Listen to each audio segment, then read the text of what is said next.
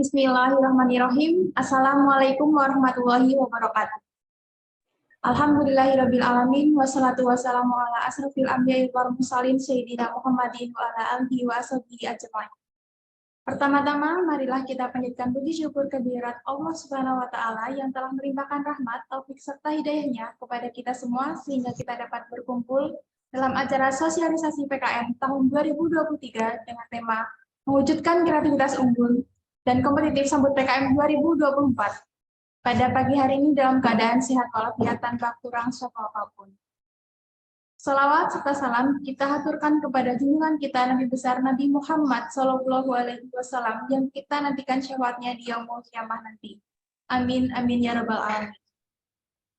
Yang terhormat Ibu Dr. Eni Setiawati SE MSI selaku Kepala Program Studi Ekonomi Pembangunan Fakultas Ekonomi dan Bisnis Universitas Muhammadiyah Surakarta, yang kami hormati seluruh dosen program studi Ekonomi Pembangunan Fakultas Ekonomi dan Bisnis Universitas Muhammadiyah Surakarta, dan yang kami banggakan seluruh peserta sosialisasi PKM pada pagi hari ini. Sebelumnya, perkenankan saya untuk memperkenalkan diri, saya Sukma Ayu Susilawati selaku Master of Ceremony pada acara pagi hari ini. Untuk itu, sebelum memulai acara, saya akan membacakan kebijakan, peraturan peserta, serta susunan acara sosialisasi PKM pada pagi hari ini. Kebijakan dan peraturan peserta sosialisasi PKM. Yang pertama, peserta sosialisasi PKM diberikan waktu 15 menit untuk login ke dalam forum sebelum acara dimulai. Kedua, saat berlangsungnya acara, peserta wajib menyalakan kameranya. Jika ada kendala sinyal, silakan hubungi CP untuk memberikan bukti. Ketiga, peserta menggunakan dress code bebas sopan.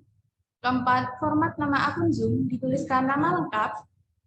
Kelima, peserta diharapkan aktif dalam sesi tanya-jawab.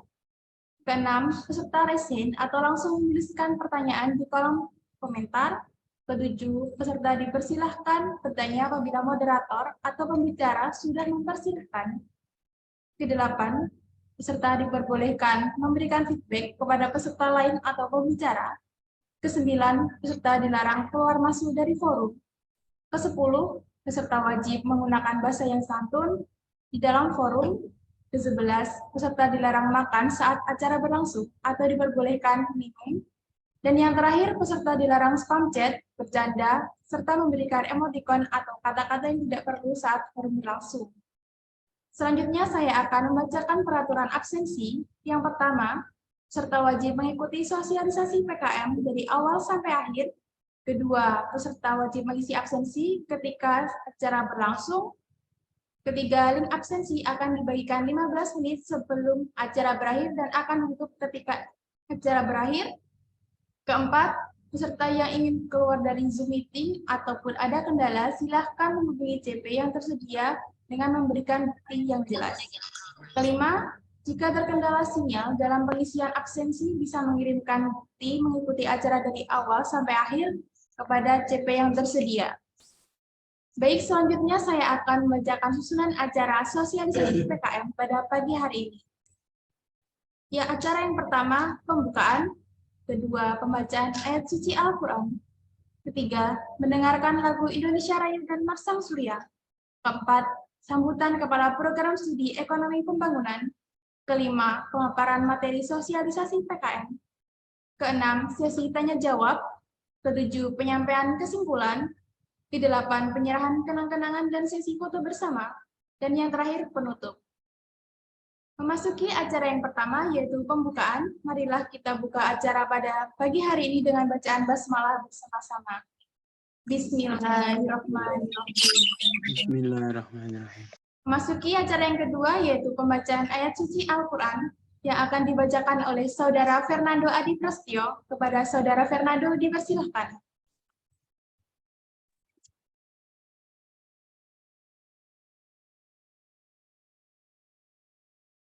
Bismillahirrahmanirrahim.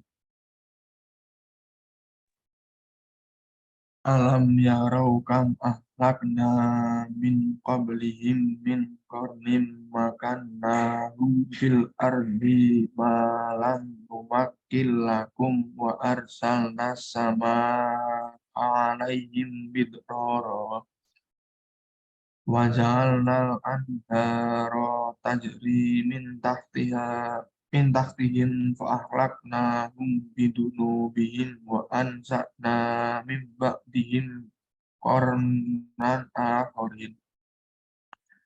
Walau nazzalna alaika kitaban fi qirtasin falamasu bi aidihim laqalal ladina kafaru in hada illa sihrun mubin. Wa qalu laula unzila alaihi malak walau anzalna malakal laqudiyal amru summa la yunzuru. Sadaqallahul adzim.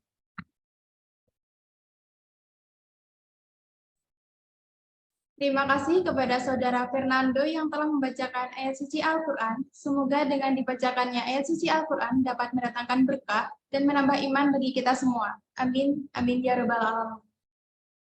Memasuki acara yang ketiga, yaitu mendengarkan lagu Indonesia Raya dan Marsam Surya.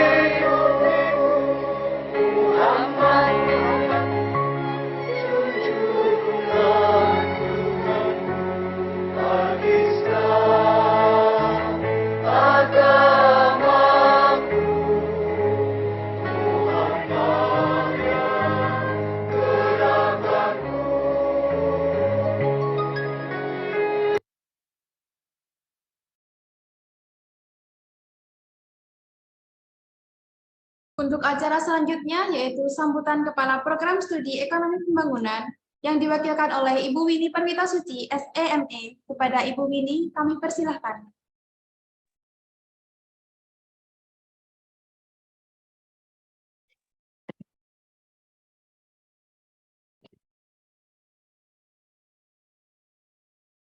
Assalamualaikum warahmatullahi wabarakatuh.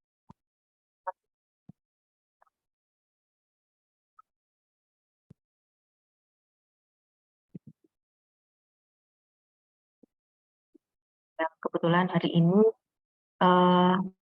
berhalangan untuk menghadiri acara di pagi hari ini. Kemudian kami juga mengucapkan terima kasih kepada panitia yang telah bekerja keras sehingga acara pada hari ini dapat terlaksana dengan baik.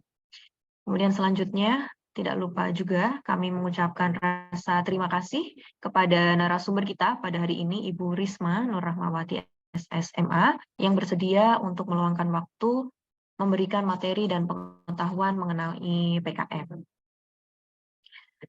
Teman-teman, seperti yang telah kita ketahui bahwa program kreativitas mahasiswa atau yang dikenal sebagai PKM ya, adalah sebuah wadah dan ajang untuk meningkatkan mutu peserta didik atau mahasiswa, supaya nantinya mahasiswa akan menjadi insan yang memiliki kemampuan akademik maupun non-akademik, sehingga kemampuan itu bisa diaplikasikan dalam kehidupan bermasyarakat nanti.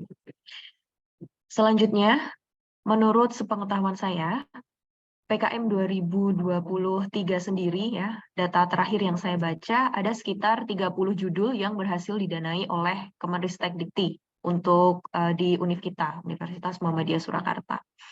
Harapannya, melalui kegiatan ini akan bertambah lagi proposal yang didanai di tahun 2024, khususnya kontribusi judul proposal dari Prodi S1 Ekonomi Pembangunan Fakultas Ekonomi dan Bisnis Universitas Muhammadiyah Surakarta. Baik, semoga acara hari ini dapat berlangsung dengan lancar. Mohon maaf, saya tidak bisa membersamai acara hingga akhir nanti karena harus menyelesaikan amanah yang lain. Baik, teman-teman mahasiswa, selamat belajar dan semoga acara ini dapat menginspirasi teman-teman semuanya. Akhir kata, wassalamualaikum warahmatullahi wabarakatuh. Waalaikumsalam warahmatullahi wabarakatuh. Terima kasih kepada Ibu Winnie Perwitasuci, SEME, atas sambutan yang telah diberikan. Untuk acara selanjutnya yaitu pemaparan materi sosialisasi PKM yang akan dipandu oleh moderator. Baik, langsung saja saya serahkan kepada moderator, kepada Saudari Fitriana Tiara Wulandari, kami persilakan. Terima kasih kepada MC untuk waktu yang telah diberikan. Assalamualaikum warahmatullahi wabarakatuh. Halo teman-teman semua, selamat pagi. Perkenalkan, saya Fitriana Tiara Wulandari, selaku moderator sosialisasi PKM pada pagi hari ini. Sosialisasi PKM pada pagi hari ini mengangkat tema mewujudkan kreativitas generasi unggul dan kompetitif sambut PKM 2024, di mana teman-teman nanti dapat mendengarkan secara langsung pemaparan materi yang akan disampaikan oleh narasumber kita, yaitu Ibu Risma Nur Rahmawati SSMA.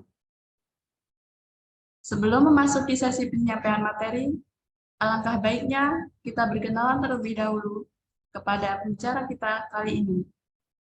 Berikut saya akan membacakan CV pembicara supaya kita bisa mengenal lebih dekat dengan pembicara kita. Daftar riwayat hidup, identitas diri, nama lengkap, Risma Nur Rahmawati SSMA, tempat tanggal lahir, Surakarta, 9 Maret 1992. Alamat lengkap, Semanggi Mojo, RT 06, RW 08, Pasar Kliwon, Solo. Provinsi Jawa Tengah, Kabupaten Kota Surakarta. Telepon WA 085 725 287 279. Media sosial IG @risma.n.rahmawati. Media sosial YouTube Risma N. Rahmawati. Riwayat pendidikan S1 tahun 2010 sampai 2014. Perguruan tinggi Universitas 11 Maret bidang studi Sastra Indonesia, S2 2015 sampai 2017. Perguruan Tinggi Universitas Gadjah Mada, bidang studi Ilmu Sastra. Dan sekarang beliau sedang menempuh pendidikan S3 di Perguruan Tinggi Universitas Gadjah Mada, bidang studi Ilmu-Ilmu Humaniora. Selain menjadi dosen atau pengajar dan mahasiswa di Universitas Gadjah Mada, beliau juga aktif sebagai content creator di YouTube. Beliau juga menulis beberapa buku dan jurnal. Salah satu buku yang telah diterbitkan oleh beliau yaitu berjudul Dari Batik Hingga Hegemoni Pesona Eksplorasi Kajian Budaya yang diterbitkan pada tahun 2022 oleh penerbit Lakeisa.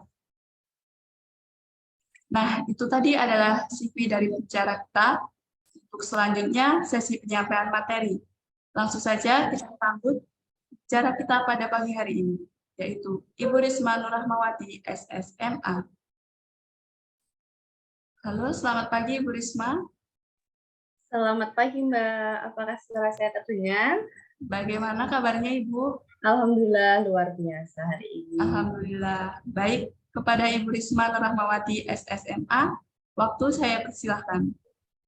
Ya, terima kasih untuk panitia, kemudian untuk Ibu Winnie yang sudah hadir pada pagi hari ini. Pak Daryono tadi juga saya lihat hadir. Terima kasih sekali, luar biasa. Saya sangat senang dan juga sangat terhormat ketika diminta panitia untuk mengisi seminar PKM pada hari ini. Baik, ini saya lihat ada 149 peserta. Luar biasa. Tetapi ketika saya cek ini wajah-wajah cantik, wajah-wajah ganteng, Mas dan Diajeng ini kok yang terlihat baru sekitar 20%. Teman-teman mari kalau teman-teman longgar bisa mengaktifkan kameranya agar saya lebih semangat untuk menyampaikan PKM pada hari ini.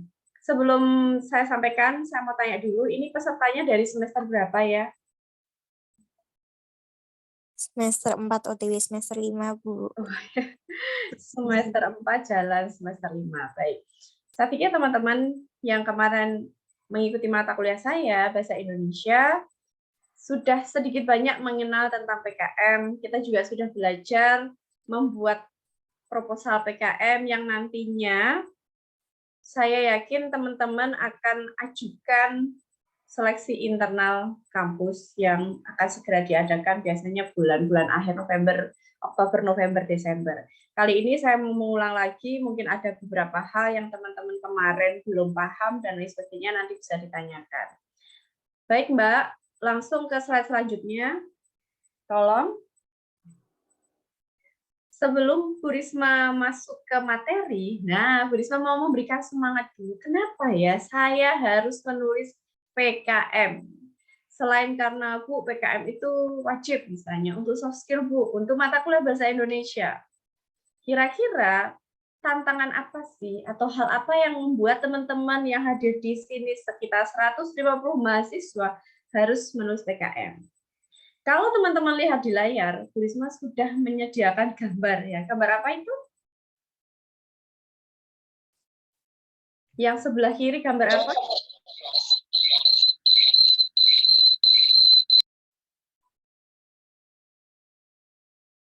Ayo, yang sebelah kiri kira-kira gambar apa itu? Bubur sekarang Iya, bubur ya. Iya, bubur ya. Tadi udah sarapan, mungkin ada ya sarapan bubur ini seperti yang ditampilkan oleh Bu Risma. Ya, betul. Bubur atau kalau dalam bahasa Jawa itu jenang. Kenapa saya harus menulis PKM? Ketika teman-teman ini menulis PKM, teman-teman akan mendapatkan dua hal ya. Yang pertama jenang, yang kedua adalah jeneng. Sebelah kiri adalah jenang, sebelah kanan adalah jenang. Kita bahas yang pertama dulu. Nah, jenang itu apa sih? Ya. Jenang itu diibaratkan sebagai makanan kalau dalam istilah Jawa. Kalau dalam filosofi yang Bu Risma ambil di sini ya, teman-teman mendapatkan jenang, mendapatkan hasil ilmu pengetahuan. Kemudian ketika teman-teman lolos PKM, dikti, bahkan sampai ke PIMNAS, teman-teman akan mendapatkan keuntungan. Proposalnya didanai.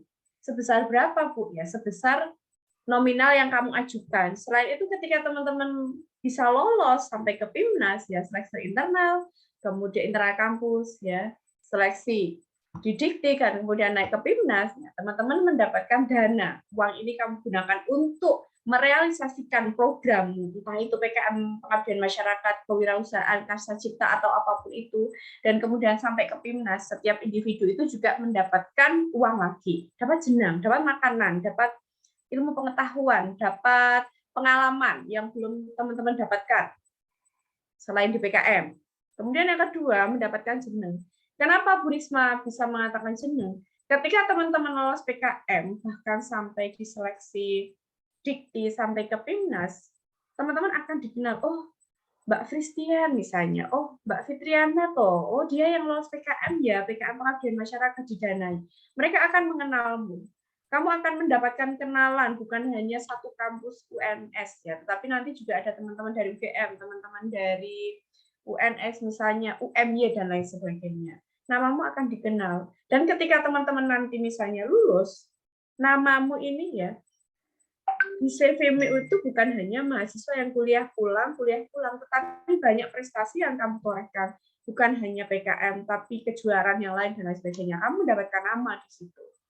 Mendapatkan kedudukan. Jadi saya harap 150 mahasiswa di sini semangat untuk menulis PKM. Banyak pengalaman, banyak teman baru di luar kampus yang akan kamu temui. Akan menjadi teman diskusi, menjadi relasimu nanti, dan lain sebagainya. Kemudian lanjut. Nah, ini sudah tadi, berarti lanjut. PKM, ya apa itu PKM? Ini tidak perlu dibahas panjang lebar, teman-teman sudah tahu ya, wadah dari dikti, ajang kreativitas bagi mahasiswa ketika lolos akan didanai. Lanjut, Mbak. Nah, ini sedikit alur PKM ya. Bu, saya pengen menulis PKM, tapi saya bingung mulai dari mana. Oke, yang pertama, teman-teman silahkan menemukan ide dalam membuat PKM. Saya kesulitan untuk mencari ide, Bu. Baik, nanti selanjutnya akan saya bahas gimana cara menggali ide. Yang kedua, ajaklah teman. Disarankan jangan hanya dari satu prodi, jangan dari EP, tapi boleh lintas, sangat boleh, sangat disarankan. Dan juga beda angkatan. Misalnya teman-teman dari ekonomi pembangunan 2021, silakan nanti teman-teman bisa mengajak prodi lain, kedokteran atau akuntansi tahun 2020 angkatan atau angkatan 2022 misalnya. Sangat disarankan beda prodi, beda angkatan. Kemudian yang ketiga, sudah ada ide, sudah ada teman. Teman-teman tentukan jenis PKM. Mau membuat PKM apa? Jenis PKM itu sangat banyak. Nanti kita bahas satu persatu. Setelah itu teman-teman langsung menulis secara bersama. Kemudian cari dosen pembimbing PKM. Bapak Ibu yang berkenan untuk membimbing teman-teman. Setelah itu ajukan, tentu ketika sudah punya proposal, ide sudah ditulis, sudah punya pembimbing, jadwal PKM yang sudah buka di seleksi internal kampus, silahkan diunggah ke kampus, internal kampus lolos, nanti dibawa ke dikti dan lain sebagainya. Kemudian selanjutnya yuk kita bahas dulu ya, untuk jenis-jenis PKM. PKM itu dibagi menjadi dua. Yang pertama PKM 8 bidang, dan yang kedua PKM 2 bidang tambahan. Apa yang membedakan? Kalau PKM 8 bidang ini, teman-teman harus dalam proposal ya, dalam proposal harus mengajukan pendanaan. Dananya berapa, Bu? Maksimal 10 juta nanti yang didanai oleh dikti. Kalau yang kedua, PKM 2 bidang tambahan, teman-teman tidak harus membuat pendanaan. Ya, karena PKM 2 tambahan ini ketika kamu lolos seleksi, kamu akan mendapatkan intensif dari dikti sebesar 2,5 juta rupiah. Nah, PKM yang pertama yang 8 bidang ada PKM riset sosial humaniora. Teman-teman dari prodi ekonomi pembangunan bisa masuk ke sini, sosial humaniora. Nah, selain ekonomi pembangunan, ya anak pendidikan, kemudian pendidikan bahasa Indonesia, anak sosial politik, dan lain sebagainya, masuk ke riset sosial humaniora. Nah, kalau teman-teman yang dari eksak, misalnya dari kedokteran, mereka dari biologi misalnya, mereka masuk ke PKM jenis riset, meneliti, riset eksakta. Kemudian yang ketiga ada PKM pengabdian masyarakat. Yang keempat ada jenis PKM kewirausahaan. Ini banyak disukai oleh teman-teman dari ekonomi. Kemudian PKM karya inovatif. Kemudian ada penerapan iptek. Kemudian ada PKM video gagasan futuristik masa depan. Kemudian ada PKM karsa cipta. Kemudian 2 PKM tambahan, yaitu artikel ilmiah dan juga gagasan futuristik tertulis. PKM yang 8 bidang yang pertama harus mengajukan pendanaan. Yang kedua, tidak ada pengajuan pendanaan ketika lolos mendapatkan intensif 2,5 juta rupiah. Lanjut. Nah, ini kita bahas sedikit ya. Riset eksakta tentu fenomena alamiah sesuai dengan hukum fisika, kimia, biologi, seperti yang Bu Risma katakan tadi bahwa riset eksakta ini untuk anak-anak yang dari bidang IPA, dari eksak, biologi, kedokteran, fisika, kimia, dan lain sebagainya. Kemudian lanjut. Nah, ini untuk dirimu ya dari ekonomi pembangunan, maksudnya ke riset sosial humaniora. RSH itu seperti apa toh Bu? Nah, kalau PKM jenis RSH ini gabungan antara sosial dan juga humaniora yang berhubungan dengan masyarakat. Kemudian objek risetnya adalah fenomena sosial, perilaku manusia yang ditemukan dalam bidang sehari-hari. Nanti Bu Risma akan berikan contoh agar teman-teman tidak bingung. Lanjut. Nah, tentu kalau PKM kewirausahaan, Bu Risma tidak perlu banyak memperkenalkan, teman-teman sudah tahu karena ini menjadi favorit, bukan hanya di EP, tapi banyak prodi lain ya. Ketika saya lihat, oh, ternyata banyak ya yang lebih suka ke PKM kewirausahaan. Nah, PKMK ini bertujuan untuk menumbuhkan keterampilan mahasiswa dalam menghasilkan komoditas, produk, entah itu barang boleh, entah itu jasa, yang kemudian PKM kewirausahaan ini orientasinya pada profit atau keuntungan. Menjual sesuatu, menjual barang, menjual jasa yang kemudian mengambil keuntungan. Ini teman-teman kalau pengen jadi melatih menjadi seorang wirausaha ya silakan teman-teman boleh masuk di PKM kewirausahaan. Lanjut sayang. Baik, berbeda dengan PKM kewirausahaan, selanjutnya ada PKM apa itu Jilaya? Ada PKM pengabdian masyarakat. Kalau PKM kewirausahaan berorientasi pada profit atau keuntungan, kalau PKM pengabdian masyarakat ini tidak ada orientasinya pada profit. Tetapi tujuan utama dari PKM pengabdian masyarakat ini untuk menumbuhkan empati mahasiswa kepada persoalan yang dihadapi masyarakat melalui penerapan iptek, solusi, dan lain sebagainya. Jadi kalau PKM pengabdian masyarakat ini betul-betul pure membantu. Mitranya siapa Bu? Boleh desa, boleh organisasi misalnya Karang Taruna, PKK, dan lain sebagainya. Nah, kamu membantu, memberikan solusi atas permasalahan atau kebutuhan prioritas mitramu itu apa ya toh yang dibutuhkan, ya, sesuai dengan kesepakatan antara pembuat PKM dengan mitra.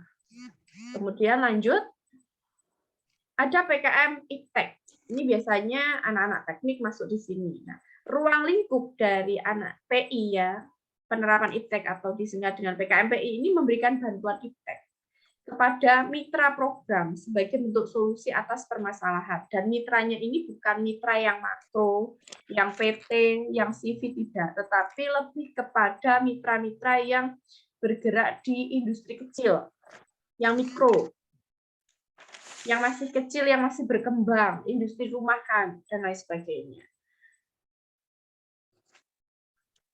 Walaupun judulnya adalah penerapan iptek, tetapi PKMPI ini terbuka untuk semua bidang ilmu yang luas ya, bukan hanya untuk anak-anak teknik, walaupun ini disukai oleh anak teknik, tetapi anak sosial, ekonomi, politik, dan lain sebagainya boleh masuk. Kemudian lanjut. Nah, Karsa Cipta. Judulnya saja sudah Karsa Cipta, menciptakan sesuatu. PKMKC ini tujuannya untuk membentuk kemampuan mahasiswa, mengkreasikan sesuatu yang baru, yang fungsional. Dulu sudah ada misalnya, contohnya misalnya adalah tempat sampah berbasis elektronik. Nah, sudah ada itu konsep seperti itu ya, memasukkan sampah, kemudian bisa didaur ulang, ditimbang ya seperti rongsok keliling, tetapi ini kita sendiri yang memasukkan di situ. Itu sudah ada konsepnya. Tapi kalau teman-teman mau memperbaharui, memodifikasi sesuatu yang sudah ada, kemudian lebih baru lagi, ya silahkan. Membuat satu produk yang sederhana, pembaharuan yang berdasarkan atas penciptaan atas karsa yang bermanfaat untuk orang lain, ya silahkan. Tetapi yang harus teman-teman ketahui bahwa PKM Karsa Cipta itu tidak meniru, tetapi ada prinsip modifikasi yang sudah Bu Risma tadi katakan, ya. Udah ada konsepnya seperti itu, membuang sampah, ya. Kemudian keluar ditimbang berapa. Sudah ada, tetapi tidak boleh meniru yang ada. Kamu harus ada modifikasinya. Kemudian lanjut. Karya inovatif atau KI, menumbuhkan kepekaan mahasiswa terhadap problematika faktual di masyarakat atau dunia usaha, dan mengasah kreativitas mahasiswa untuk menghasilkan karya yang fungsional, inovatif, solusi berbasis iptek. Misalnya membuat media pembelajaran berbasis internet. Nah, teman-teman bisa masuk ke karya inovatif. PKMKI ini untuk siapa aja, Bu? Semua bidang boleh, semua bidang keilmuan boleh, anak pendidikan boleh, ekonomi, sosial, kedokteran, dan lain sebagainya boleh masuk ke PKMKI. Kemudian lanjut. Nah, video gagasan konstruktif atau PKM VGF ini termasuk jenis PKM yang baru, ya. Karena dulu tahun 2019-2020 ini belum ada. Ini termasuk salah satu PKM yang baru, judulnya video gagasan konstruktif.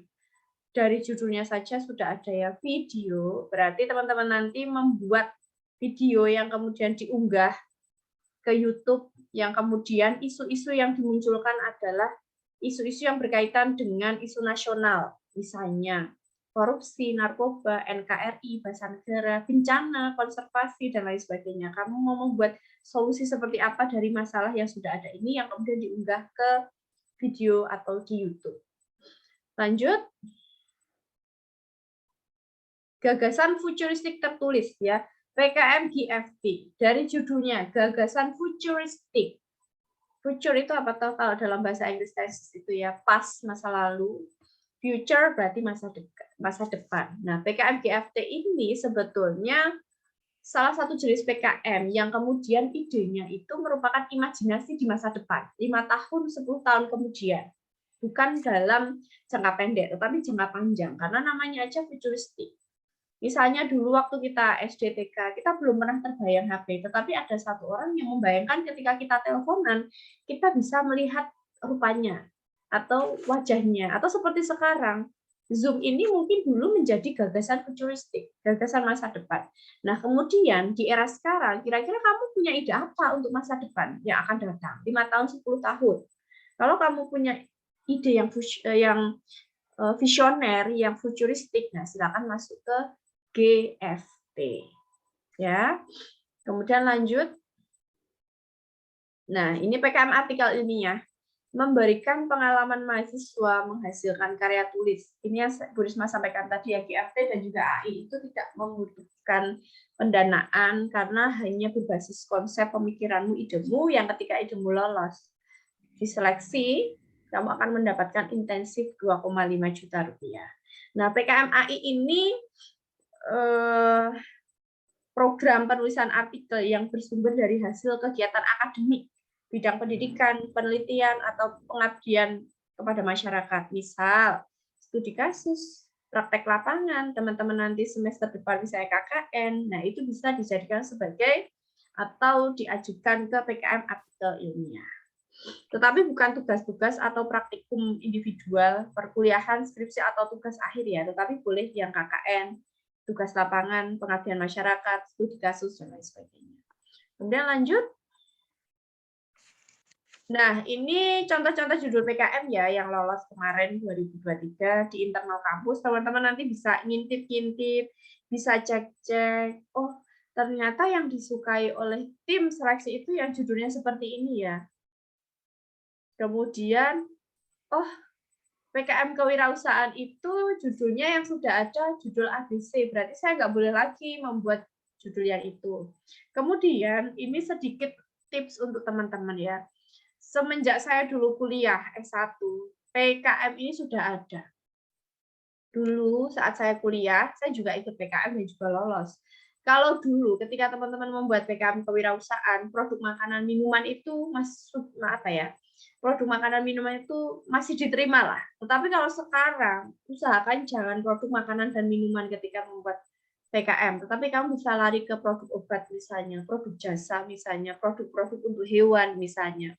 Agar kemungkinan lolos itu besar. Kalau makanan minuman itu sudah terlalu banyak judul.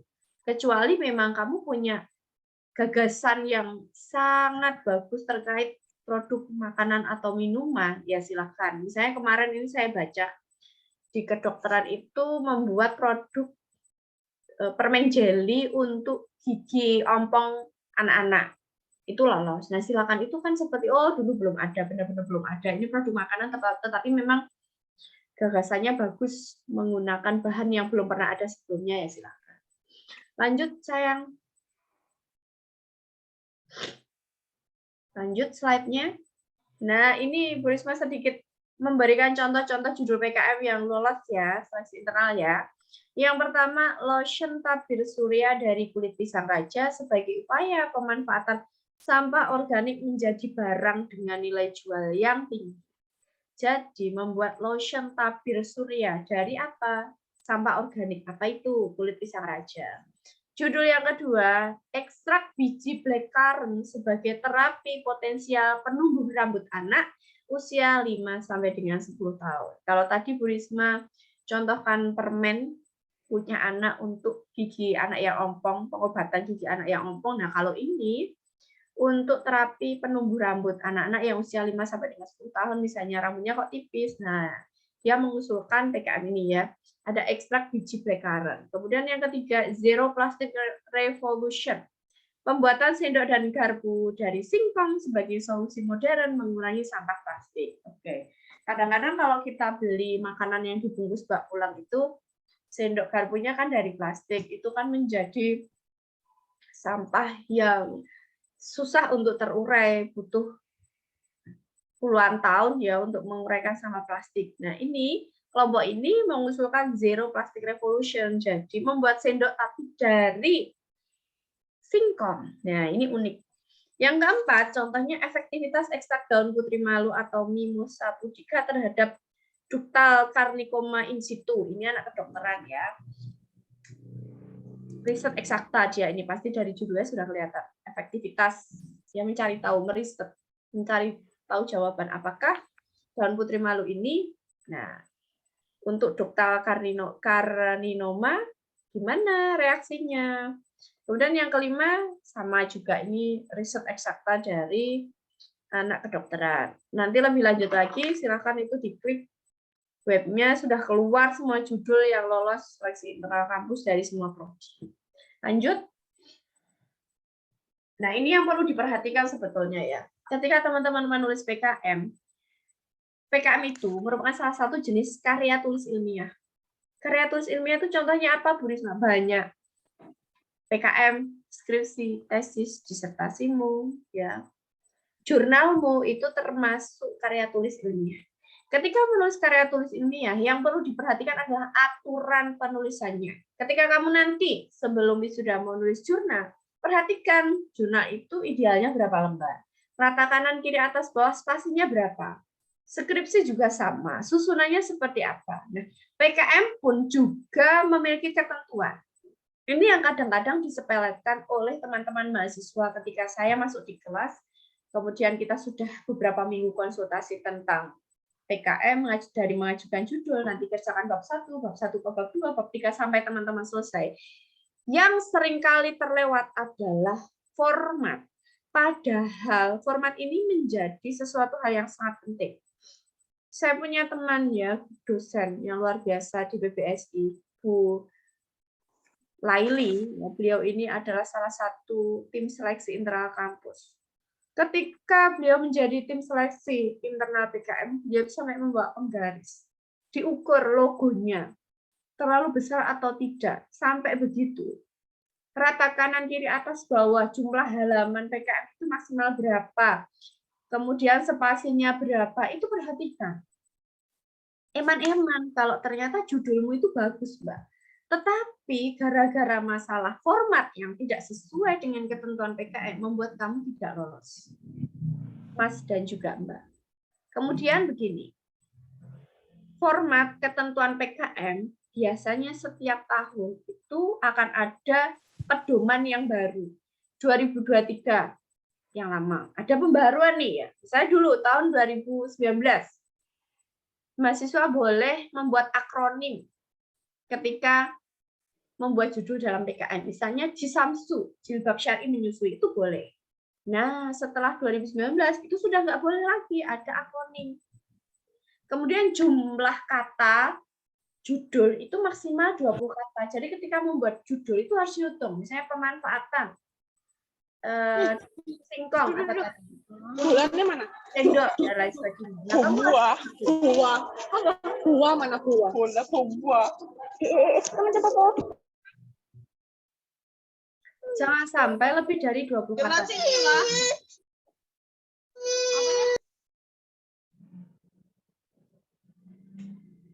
Jadi, sekarang tahun 2023, ikuti formatnya. Ketentuan tahun 2023, pedomannya seperti apa? Nanti ketika kamu mengajukan PKM 2024, unduh format proposalnya. Dikti itu sudah menyediakan pedoman. Semua ya, oh saya mau mengambil PKM kewirausahaan. Cermati di PKMK maunya seperti apa. Saya mau mengambil PKM pengabdian masyarakat. Cermati, PKM-PM itu seperti apa formatnya, maunya seperti apa, sistematikanya, awal itu apa saja. Itu akan berbeda. Lanjut. Nah, ini nanti teman-teman bisa membaca sendiri ya jumlah halaman PKM 8-10 kecuali PKM gagasan futuristik tertulis dan juga artikel ilmiah boleh 15 halaman. Kemudian lembar pengesahannya bagaimana, penomoran halamannya bagaimana, tata kanan kirinya bagaimana, nanti baca di PKM pedoman lebih jelas. Nah, ini yang penting ya. Seringkali teman-teman itu bingung, Bu. Saya tuh sudah 2 kali mengajukan PKM, tetapi belum pernah sekalipun didanai lolos. Sebetulnya ada tips dan trik dari Bu Risma ya. Sebelum Bu Risma memberikan tips dan trik, Bu Risma mau bertanya dulu ke 150 yang hadir di sini ya, sekitar 145. Teman-teman pernah mengamati tukang bangunan yang membuat rumah? Pernah ya tentu. 20 tahun ya Mbak, Mas. Pasti pernah. Ketika membuat rumah, yang paling penting itu apa tuh sebetulnya? Oh, pintar ya. Yang paling penting ketika membuat rumah itu adalah fondasi. Ketika mau membangun gedung bertingkat 5, tidak mungkin fondasi atau cakar ayamnya hanya untuk bangunan 1 lantai. Begitu juga ya, kenapa Bu Risma tanya? Ketika membuat 1 rumah, yang paling penting itu adalah fondasinya.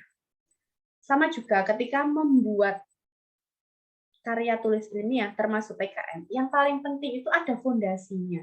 Fondasi dalam karya tulis ilmiah itu sebetulnya di mana toh?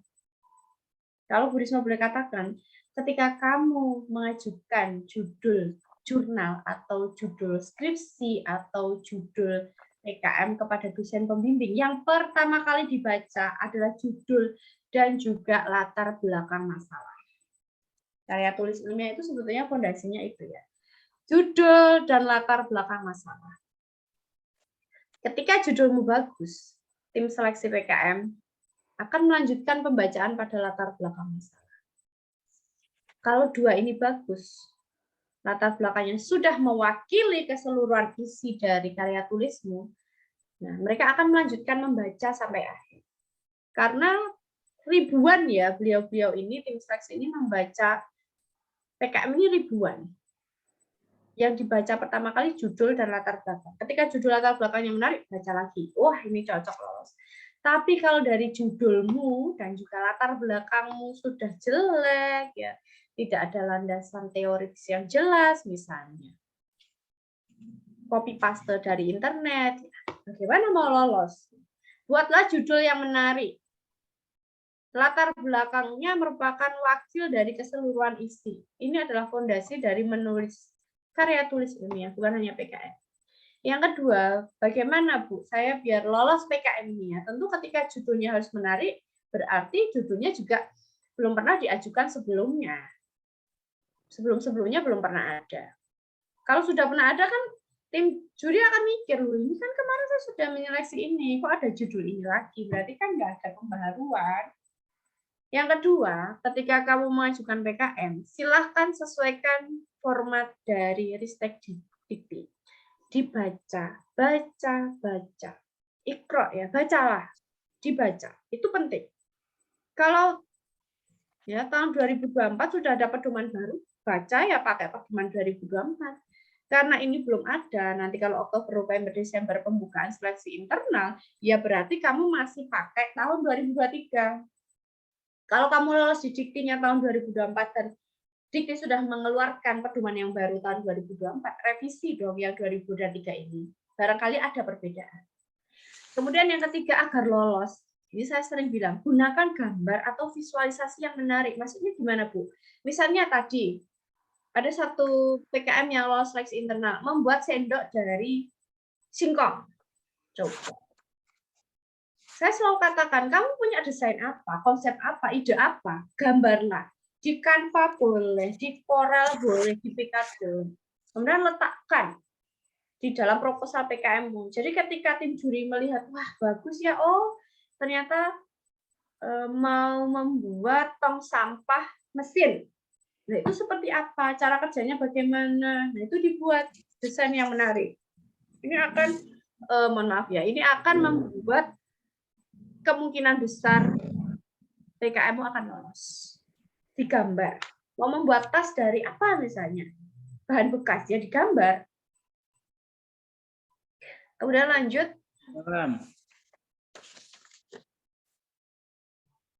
Nah, ini ya. Ini juga penting ketika membuat PKM pendanaan harus jelas.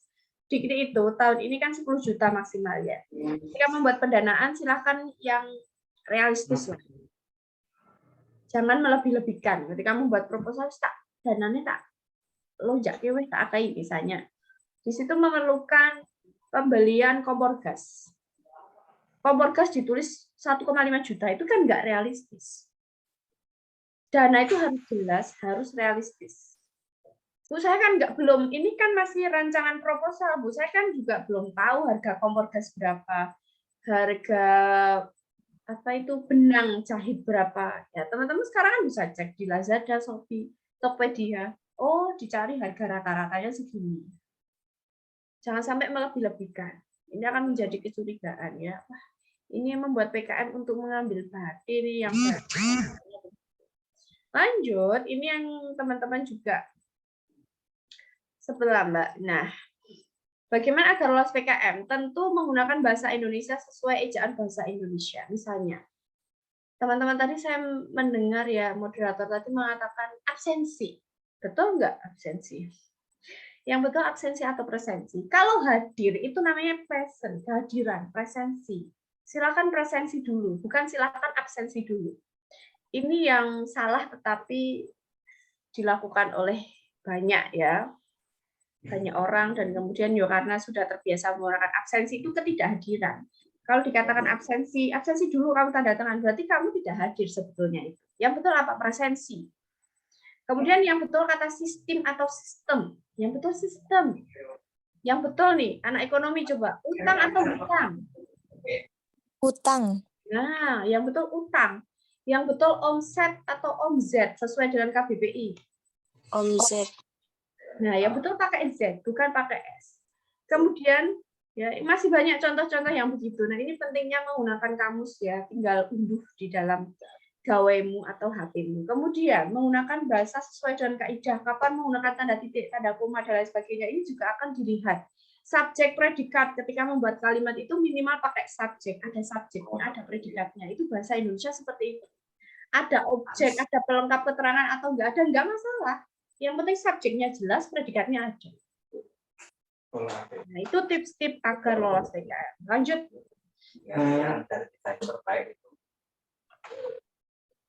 Slide selanjutnya. Ya, ini ya. Tadi sudah saya jelaskan, PKM Riset Eksakta, Sosial dan Humaniora, Gagasan Futuristik Tertulis ini muaranya ke PIMNAS. Seleksi internal kampus, dikti, lolos lagi ke PIMNAS. Nah, kalau artikel ilmiah ini enggak ya, tidak ke PIMNAS, tapi cukup jurnal atau prosiding. Lanjut. Nah, ini ya. Ini Bu Risma cuma memberikan selayang pandang gambaran. Pedoman PKM itu sekitar 200 halaman. Teman-teman yang di kelas kemarin pasti sudah paham ya. Saya minta untuk print pedoman PKM yang sesuai dengan PKM yang sudah kamu pilih. Bu Risma tidak menyuruh untuk membaca 200 halaman, tetapi silakan di print mana yang menjadi PKM pilihan. Saya menggunakan atau saya membuat PKM riset sosial humaniora. Ya sudah, itu di print dibaca. Tidak perlu semuanya di print dan juga dibaca. Sesuai dengan kebutuhan. Baca pedoman, kamu akan ngerti. Urut-urutannya seperti apa. Lanjut slide-nya sayang. Itu seperti ini diadakan pun tidak diadakan. Lanjut sayang. Slide-nya lanjut sayang. Oh bentar, sebentar. Ini penting sebelumnya ya. Ini ya, sebelumnya.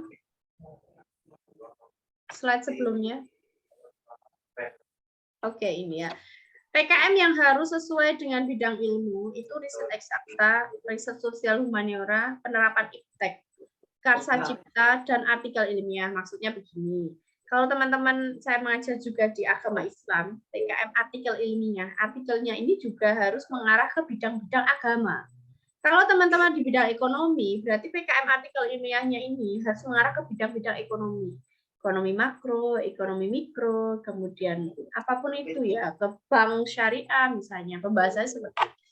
Kalau PKM yang tidak harus sesuai bidang ilmu ada PKM kewirausahaan, pengabdian masyarakat, video gagasan khusus, video gagasan konstruktif, dan gagasan futuristik tertulis. Ini boleh ya, dari bidang manapun, kedokteran mau ke kewirausahaan boleh, kemudian kedokteran mau pengabdian masyarakat boleh, ekonomi mau ke gagasan masyarakat juga boleh tentang ekonomi. Kemudian lanjut. Lanjut. Nah, ini yang Bu Risma katakan tadi. Coba teman-teman 150 mahasiswa lihatlah layar yang sudah terpampang nyata di hadapan kalian semuanya.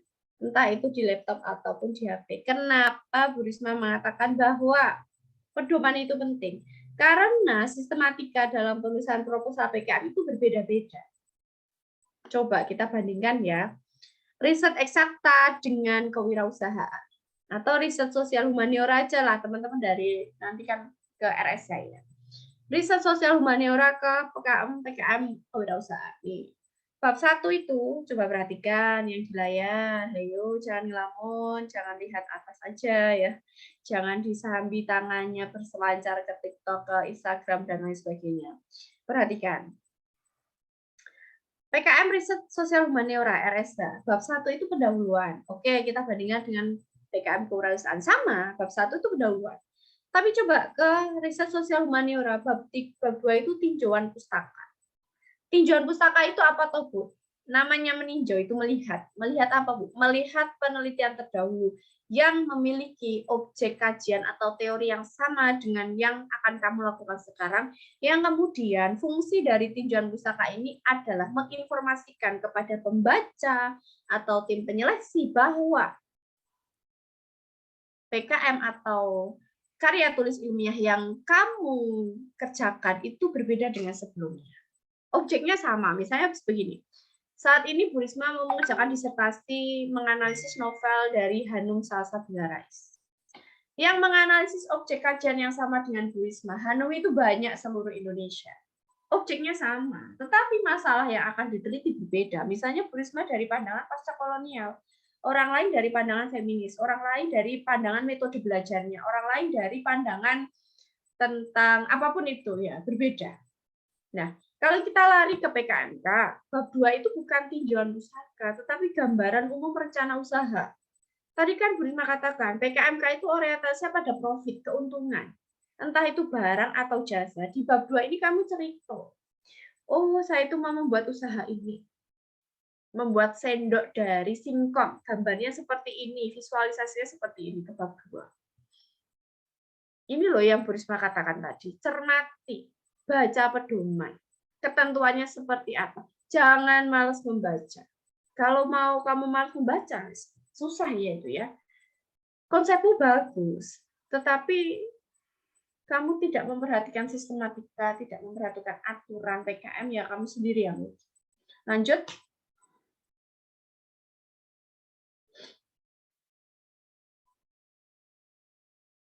Nah, coba kita bandingkan PKM video gagasan konstruktif dengan gagasan futuristik tertulis. GFT itu sederhana ya, sistematiknya pendahuluan gagasanmu seperti apa, kesimpulan sudah selesai.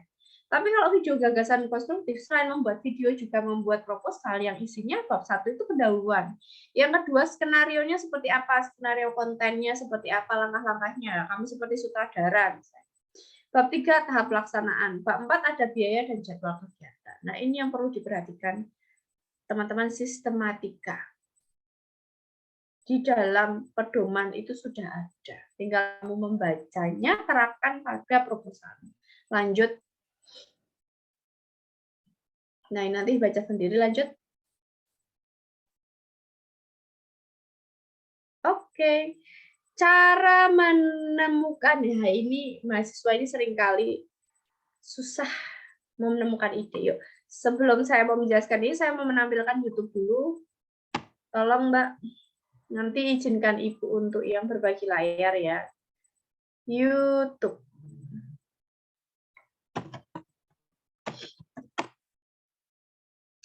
Mohon tunggu sebentar.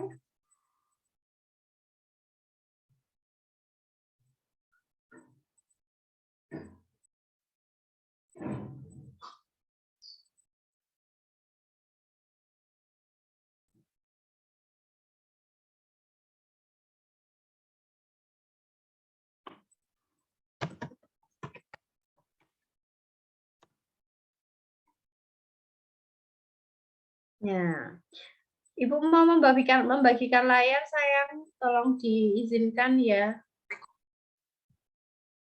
View full screen. Sebentar, itu dimatikan dulu boleh.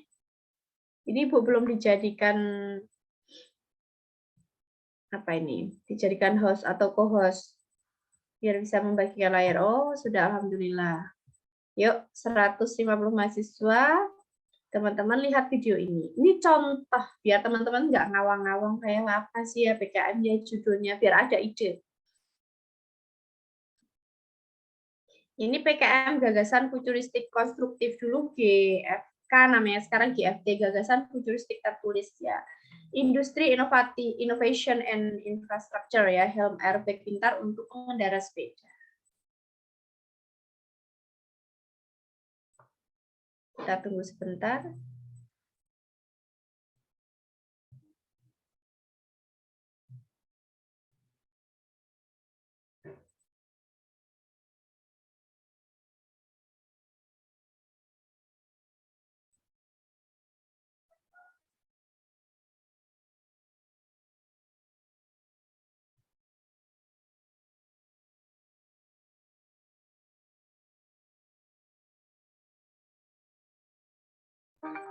Sudah?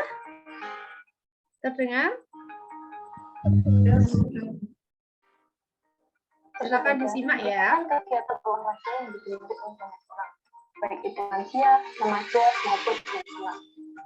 Tapi yang perlu kita garisbawahi adalah terkadang mereka lupa akan memperhatikan keselamatan saat sedang beraktivitas bersepeda ini. Seharusnya saat sedang bersepeda, kita harus memperhatikan semua kelengkapan komponen keselamatan yang ada. Salah satunya komponen pelindung kepala. Namun, jika melihat helm atau pelindung kepala saat ini yang digunakan rata-rata dinilai belum cukup mumpuni untuk melindungi kepala dari resiko cedera kecelakaan yang terjadi saat bersepeda. Contohnya, cedera yang terjadi di kepala akibat terbentuk benda keras yang dapat menyebabkan beberapa resiko mulai dari gangguan fungsi otak sampai dengan resiko yang paling tinggi yaitu kematian. Data dari Korlantas Polri hingga tahun ini mencatat kejadian kecelakaan di Indonesia secara umum mengalami peningkatan. kejadian kecelakaan mengalami kenaikan rata-rata sebesar 2,3% per tahun. Sementara itu, kejadian kecelakaan dengan korban meninggal turun 1,3% per tahun. Pada triwulan pertama 2019 terjadi 27.833 kejadian kecelakaan dan 5.795 kejadian kecelakaan dengan korban meninggal dunia. Dari banyaknya kejadian kecelakaan, tidak menutup kemungkinan bahwa pengendara sepeda merupakan salah satu pihak yang mengalami kecelakaan tersebut. Tidak lain dan tidak bukan penyebabnya adalah kurangnya faktor keamanan bagi pengendara sepeda. Untuk mengatasi permasalahan tersebut, kami mengajukan gagasan airbag helmet, yaitu helm sepeda yang dirancang seperti tudung dan dibuat dari kain nilon yang sangat kuat dan tidak akan sobek saat tergores panas. Untuk mengaktifkan airbag helmet ini cukup mengaitkan pengait dengan tombol yang telah disediakan. Tombol akan bersuara dan mengeluarkan cahaya untuk mengindikasikan bahwa airbag helmet telah aktif. Kerak dari airbag helmet ini terbuat dari kain fungsional yang tahan air yang akan memberikan perlindungan sebaik mungkin untuk sistem airbag ini. Untuk pengisian baterai dapat diisi menggunakan kabel USB yang telah disertakan. Airbag helmet ini juga memiliki fitur Bluetooth serta bisa tersambung dengan aplikasi iOS dan Android yang berguna untuk mengumpulkan data sedaerah mana saja yang tentang kecelakaan dari pengendara sepeda. Dalam penggunaan airbag helmet ini sangat mengutamakan keamanan dan juga kenyamanan. Desain dari airbag helmet yang simpel dan ukurannya yang dapat disesuaikan dengan kebutuhan pengguna menjadi solusi bagi helm pengendara sepeda yang praktis dan juga nyaman. Untuk antisipasinya dalam menangani kecelakaan sepeda, airbag memberikan perlindungan superior dengan teknologi 8 kali lebih aman daripada helm sepeda tradisional. Jika terjadi kecelakaan saat menggunakan helm sepeda tradisional, potensi cedera yang akan terjadi sangat tinggi, terutama bagian otak. Jika terjadi kecelakaan, kantong udara airbag helmet akan mengembang rentang waktu.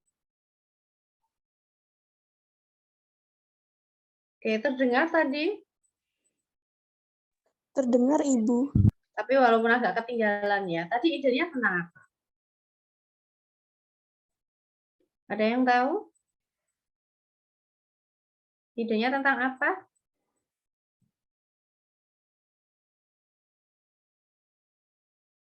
Tentang apa tadi?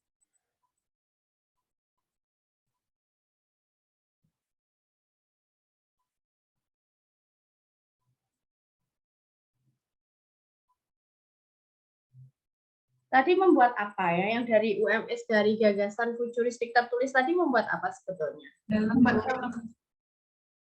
Airbag helm ya. Helm untuk pengendara sepeda yang berbeda dengan helm tradisional. Kenapa? Karena di situ ada fitur GPS-nya. Kemudian ada fitur yang menginformasikan bahwa di sana macet. Kemudian menginformasikan atau melindungi pengendara sepeda ketika jatuh. Ada mengembangnya. Kalau naik mobil itu kan ada airbag yang di depan itu ya. Nah, ini airbag kepala. Ini cuma salah satu ide dari teman kalian di FKIP ya, tentang airbag helmet, gagasan masa depan. Kemudian kita kembali ke slide. Kelihatan slide-nya? Terlihat, Bu. Oke. Sekarang seperti yang sudah Bu Risma singgung di awal ya. Teman-teman Bu, saya tuh pengen banget ya punya PKM, nulis PKM. Tapi saya bingung menemukan ide. Oke, ide itu bisa teman-teman temukan. Pertama ya membaca. Ketika kamu banyak membaca, kamu akan menemukan masalah di situ. Pengetahuanmu akan menjadi luas. Ini sudah dari teman-teman SD disampaikan. Bacalah ya, bacalah. Ketika kamu membaca, akan ada muncul tambahan ilmu pengetahuan yang baru. Kemudian, mengikuti seminar seperti ini, mengikuti diskusi, mengikuti workshop. Teman-teman akan menemukan ide yang baru. Kemudian yang ketiga, ini yang paling penting ya. Cara menemukan ide itu dengan melihat fakta, fenomena sosial yang berdasarkan kepada kenyataan. bukan hanya berlaku kepada PKM, tetapi untuk semua karya tulis yang ilmiah. Berangkatlah dari fakta, Mas. Dari masalah, Mbak. Seperti kemarin ya, dari kelompok mana saya lupa ya. Mereka membuat PKM Riset Sosial Humaniora. Judulnya itu intinya tentang dampak mergernya Bank Syariah di Aceh. Ya, Bank Mandiri, BNI, BRI itu kan menjadi satu ya, BSI. Di Aceh seperti apa? Karena kita tahu di Aceh itu hanya ada satu bank syariah, yaitu BSI. Itu dari masalah. Ada fenomena apa tuh? Ada keresahan apa? Oh, keresahan kalau kita selalu memakai sendok dari plastik. Menyebabkan sampah yang nggak bisa terurai berapa puluh tahun. Sama itu ya, seperti gambarnya Bu Risma sebelahnya orang membaca itu bukan kaleng. Ini fenomena sosial bukan? Ini fakta bukan? Fakta, Bu. Ya, fakta. Kemarin saya lihat itu ya, pembersihan sungai. Mana itu kalau ada yang menyimak itu, yang tim Pandowo itu, di Jambi atau di mana pokoknya, di Sumatera lah. Ada satu pantai yang sangat kotor. Mereka turun tangan untuk membersihkan pantai itu. Sama ini ya, tumpukan kaleng di pantai atau di sampah. Ini fakta. Keresahan loh ini loh. Lalu kita bisa menggali ide, membuat apa? Teman-teman bisa berpikir dari situ. Lanjut slide-nya. Oh, ini saya sendiri. Ya, tidak menemukan ide. Coba ini dilihat. Ini apa lagi ngapain toh mbak-mbak sama ini anak-anaknya ini? Ibu-ibunya ini sedang apa? Ngomong anaknya. Iya, Mbak Christian. Ngomong anaknya. Ada lagi yang memiliki ide yang lain, perspektif yang lain, gambaran yang lain? Ibu-ibu ini sama anaknya ini ngapain ini kira-kira ya? Mau menyusui. Nah, mau menyusui anaknya. Ini Bu Risma mau cerita dulu pengalamannya, karena sekarang baru kuliah di UGM di Jogja. Setiap minggu itu KRL-an terus, ya 3 hari di Jogja, 4 hari di sini. KRL-an terus, setiap hari. Kemudian, ini fenomena nyata, ini realitas. Ketika berada di kereta, Bu Risma melihat di depan mata persis itu. Ada seorang ibu muda dengan 2 anaknya yang masih balita, yang satu bawah 5 tahun, yang satu balita bawah 3 tahun. Sendirian, suaminya mungkin baru kerja atau kemana, atau baru mau ikut suami, nyamperin suami juga ibu. Kurang tahu ya, tidak bertanya. Yang kemudian di situ, anak yang bawah 3 tahun, yang masih bayi, ini rewel, nangis Mbak, Mas. Anak kecil tuh kalau nangis biasanya apa penyebabnya? Kenapa coba? Dulu kalau kamu bayi ya menangis itu kenapa? Ketika melihat anak bayi itu menangis kenapa Mbak Mas? Penyebabnya apa? Lapar, mengantuk. Ya Mbak Ayunda bisa lapar, mengantuk ya. Anak-anak ya atau ngompol misalnya, pengen pup, mohon maaf misalnya. Nah ternyata si anak kecil yang saya lihat di depan kereta, di depan mata saya di dalam KRL itu ternyata dia mau haus, lapar, masih bayi ya. Pengen minum susu ibunya. Nah, ibunya yang kondisinya berjilbab, ya hijab. Agak kerepotan, bingung karena di situ kan ada laki-laki, ada perempuan. Ini bukan masuk ke gerbong khusus perempuan ya. Jadi ada laki-laki, ada perempuan. Si ibu ini bingung, aduh gimana mau menyusui tapi mohon maaf nanti takut kelihatan payudaranya misalnya. Ini fakta loh Mas, Mbak. Saya lihat sendiri. Yang kemudian, oh iya, muncul ide misalnya. Saya membuat jilbab syar'i menyusui. Kalau dulu tahun 2019 masih bisa disingkat ya Jisamsu. Bukan rokok ini ya. Jisamsu jilbab syar'i menyusui. Sekarang nggak boleh lagi ada akronim. Jadi membuat desain hijab yang ada seleretannya yang besar, yang kemudian ketika si ibu pengen menyusui tidak kerepotan, payudaranya tidak kelihatan dan lain sebagainya, kenyamanan. Nah itu berangkat dari mana? Atau itu persoalannya dari realitas yang kita lihat. Di rumahmu ada tumpukan sampah, di rumahmu ada daun pisang kering, sampah. Nah itu buat apa? Nah coba digali. Tidak memiliki ide ya. Setiap orang itu punya masalah, kebahagiaan, kesenangan. Cara menggali ide yang kreatif itu ya harus mampu membaca fenomena yang terjadi di masyarakat. Lihatlah sekitarmu, kemudian kamu pengen memberikan solusi apa. Itulah ide. Nah, ini misalnya ini paling mudah, paling sederhana, tumpukan sampah. Daripada menumpuk, kemudian plastik mengurainya puluhan tahun, ya sudah, dibuat payung lah. Ini yang paling sederhana, tapi nanti jangan PKM-nya buat yang seperti ini ya. Dibuat tas lah, dan lain sebagainya dengan harga murah, tutup magicom lah. Galilah ide dari fenomena.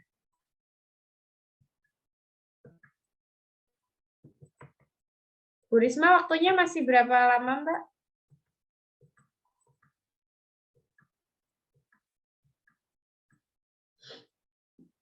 Panitia masih berapa lama? Masih 20 menit. Oke, panjang juga ya. Oke, lanjut. Setelah tidak menemukan ide, kita mau bahas satu persatu. Nah, bab 1 pendahuluan ya. Kita bahas satu-satu. Bab 1 pendahuluan, apa yang harus disampaikan atau ditampilkan dalam pendahuluan? Yang pertama itu ada latar belakang masalah yang berisi penjelasan atau alasan berdasarkan fenomena atau fakta. Kemudian kenapa kamu mau mengangkat itu? Itu kamu tampilkan di dalam latar belakang. Di bab 1 ya. Yang isinya bab 1 itu latar belakang. Rumusan. Rumusan itu apa tuh? Ya, berisi pertanyaan penelitian. Mengapa? Apa? Bagaimana? Kemudian yang ketiga, pendahuluan itu ada isinya tujuan. Mengapa kamu meneliti itu? Tujuannya untuk apa? Yang keempat, manfaat. Nah, ini yang seringkali bingung. Luaran. Luaran itu apa? Luaran itu hasil yang akan didapatkan. Kalau kamu membuka jasa laundry online, ya, luarannya berarti jasa untuk masyarakat laundry online, mempermudah biar tidak usah mengantarkan laundry dan lain sebagainya.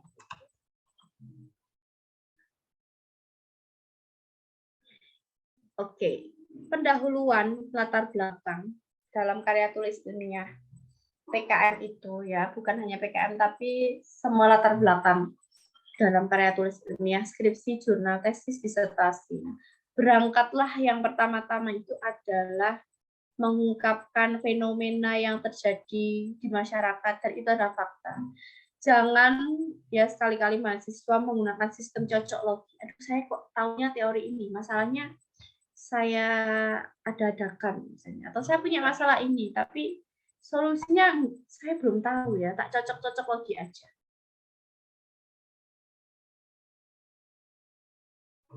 Nah, kemudian dalam pendahuluan, teman-teman nanti boleh sedikit mencuplik solusi yang akan kamu tawarkan seperti apa.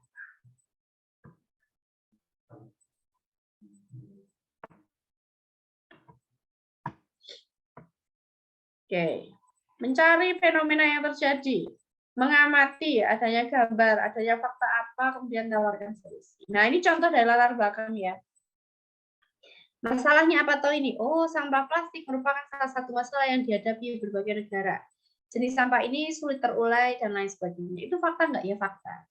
Ketika kamu berargumen, karena tahapnya itu masih S1, maka silahkan teman-teman mengutip sebagai penambahan. Kamu punya argumen apa nih? Oh, mengatakan bahwa sampah plastik itu masalah yang dihadapi, sulit terurai. Karena masih S1, berarti tidak boleh ibaratnya berdiri sendiri. Harus ada penguat dari jurnal yang lain, buku yang lain, tesis, disertasi.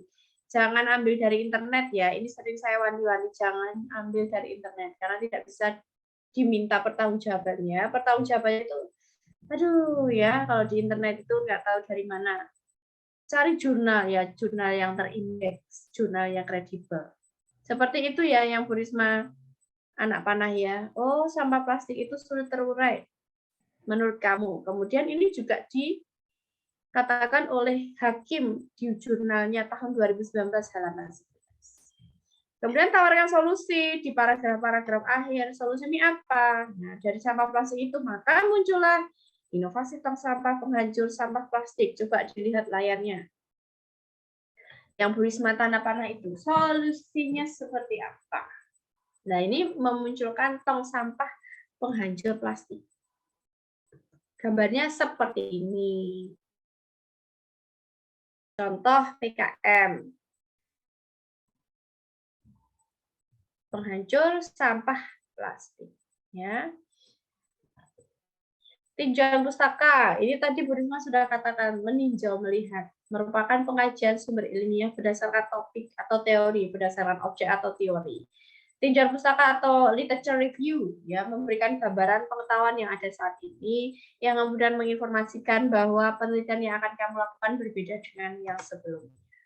Ini tinjauan pustaka misalnya.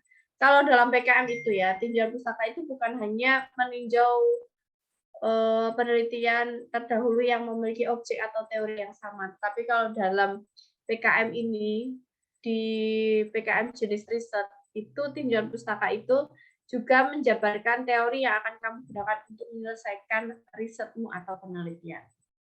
Gambaran umum dari PKM tergantung. Kalau PKM pengabdian masyarakat, berarti bab selanjutnya, bab 2 itu gambaran umum itu ya ada profil dari mitra yang kamu bantu, kondisi masyarakatnya, tampilkan map-nya, tampilkan foto daerahnya, potensi wilayah seperti apa, dan lain sebagainya. Kalau di PKMK, bab 2, gambaran umum itu menguraikan kondisi lingkungan, potensi sumber daya, kemudian gambaran usahamu seperti apa, analisis SWOT-nya seperti apa, itu kamu tampilkan di bab 2. Coba dilihat itu ya, di layar. Bab 2, nah, analisis SWOT. Kemudian ada hitung-hitungan analisis usaha, teman-teman dari ekonomi pasti sudah familiar dengan hal yang seperti ini. Kemudian bab 3, metode. Metode itu apa toh, Bu? Metode penelitian itu langkah yang digunakan untuk memperoleh data sebagai tujuan. Metode itu juga langkah yang kamu gunakan untuk menyelesaikan masalah dalam penelitian. Misalnya, kita pakai metode kualitatif. Metode kuantitatif, campuran keduanya disertai dengan kuesioner, wawancara, dan lain sebagainya. Itu metode yang digunakan. Tidak usah. Oke, bab 3, metode tadi ya. Kalau PKM kewirausahaan, metodenya bab 3 itu bukan metode riset, tapi bagaimana kamu cara-cara langkah membuat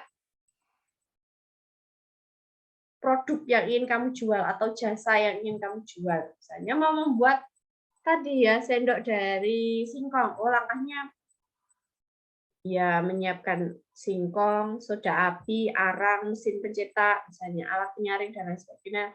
Cara pembuatan seperti itu di bab 3. Nah, ini coba yang penting ini skema pendanaan, ini terakhir dari Bu Risma. Ada 4 komponen. Kalau teman-teman menulis PKM 8 bidang ya. Yang pertama ada bahan habis pakai, misalnya ATK, kertas, bahan, dan lain sebagainya. Yang kedua ada sewa dan juga jasa. Kalau kamu butuh sewa alat dan lain sebagainya, tampilkan di poin kedua. Yang ketiga, teman-teman butuh transportasi dananya ya, silakan diusulkan. Karena Diti juga tahu teman-teman wirawiri pengabdian masyarakat di sini dan lain sebagainya itu juga butuh transport. Yang terakhir komponen pembiayaan itu lain-lain. Biaya komunikasi, biaya akses publikasi, dan lain sebagainya, silakan ditampilkan. Nah, ini yang juga harus diperhatikan ya, tidak diperkenalkan dalam proposal pendanaan. Yang pertama, honor konsumsi hadiah untuk tim, untuk dosen pendamping, narasumber, pemateri, dan sejenisnya itu tidak boleh. Yang kedua, sewa komputer, laptop, printer, ponsel, kamera, itu juga tidak boleh. Yang ketiga, nah, pembelian alat atau bahan itu nggak boleh lebih dari 1 juta per item. Kemudian mengusulkan untuk pembelian flash disk juga nggak boleh. Yang kelima, pembelian kuota internet itu tidak boleh lebih dari 100.000 per bulan per tim. Kalau timnya ada 5, berarti nggak boleh lebih dari 500.000. Yang keenam, durasi sewa itu tidak boleh lebih dari 6 bulan. Misalnya sewa alat untuk membuat cap, batik cap misalnya, nggak boleh lebih dari 6 bulan. Kemudian dan lain sebagainya nanti teman-teman bisa isi sendiri. Nah, ini sebagai gambaran ya. Biaya dan jadwal kegiatan. Kalau Bu Risma boleh usul ya, kalau di Diktiku itu jelas maksimal 10 juta. Nah, minimalnya itu dibuat 5 atau 6 juta rupiah, Mbak. Jangan kok 1 juta, aduh 500.000, aduh itu kalian tuh kalau membuat PKM itu kan kewirausahaan itu enggak satu produk selesai, tapi membuat banyak produk dijual. Semakin banyak uang, kamu kan produksinya semakin banyak, itu kan semakin bagus. Kemudian pengabdian masyarakat, ketika kamu dananya banyak, kamu kan lebih optimal membantu mitramu. Ini contoh aja bab 4 biaya dan juga jadwal kegiatan. Silakan disesuaikan dengan kebutuhan. Ya, daftar pustaka, nanti teman-teman bisa cek cara tulisan daftar pustaka di pedoman itu sudah ada. Baik, sampai di sini penjelasan dari Bu Risma. Saya kembalikan lagi kepada moderator. Baik, terima kasih kepada Risma Nurmawati SSA yang telah memberikan materinya yang sangat bagus dan pastinya sangat bermanfaat bagi kita semua. Selanjutnya memasuki sesi tanya jawab. Silakan bagi peserta yang ingin menanyakan atau bertanya bisa langsung raise hand atau menuliskan pertanyaan melalui kolom chat Zoom.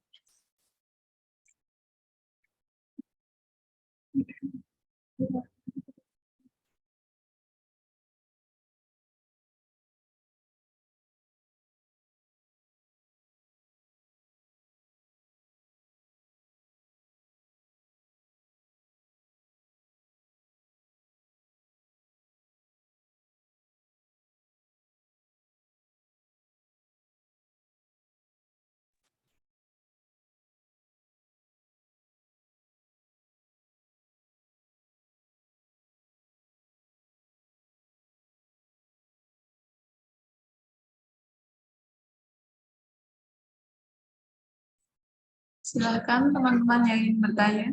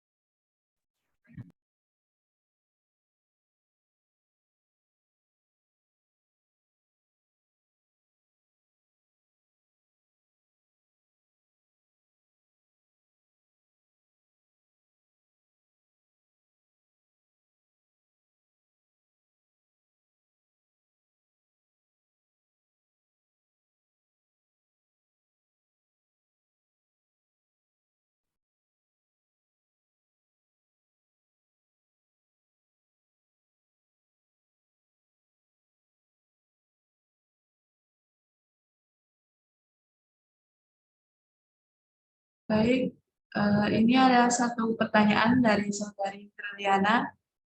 Bagaimana cara menuangkan gagasan atau ide yang ada di pikiran melalui tulisan? Selanjutnya, saya kembalikan kepada Ibu Risma untuk menanggapi pertanyaan. Ya, dari Firliana, Bu, bagaimana cara menuangkan gagasan atau ide yang ada di pikiran melalui tulisan? Ini ya, ketika kamu memiliki ide, apapun idenya,